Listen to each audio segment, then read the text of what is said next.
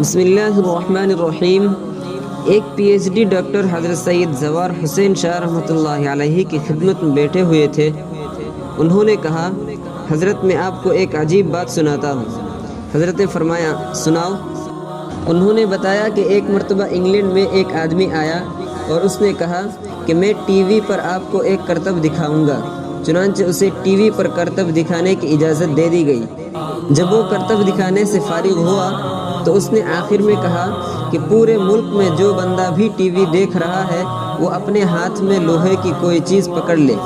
یہ سن کر کسی نے چمچ پکڑا، کسی نے کانٹا پکڑا، کسی نے چھری وغیرہ پکڑ لی۔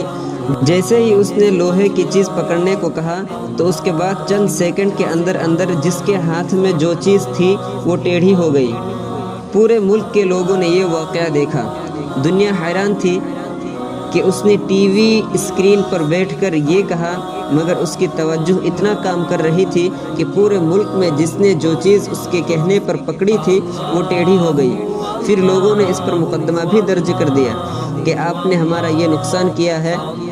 اس نے جواب میں کہا کہ میں نے آپ سے صرف یہ کہا تھا کہ پکڑے، یہ تو نہیں کہا تھا کہ ٹیڑھا کریں۔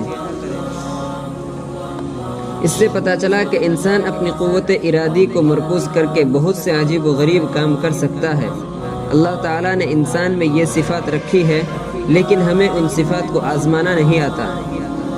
ہم اپنے اندر پہلے یہ روحانی اور باطنی قوت پیدا تو کریں، پھر دیکھیں کہ کتنے مردہ دل زندہ ہو جاتے ہیں۔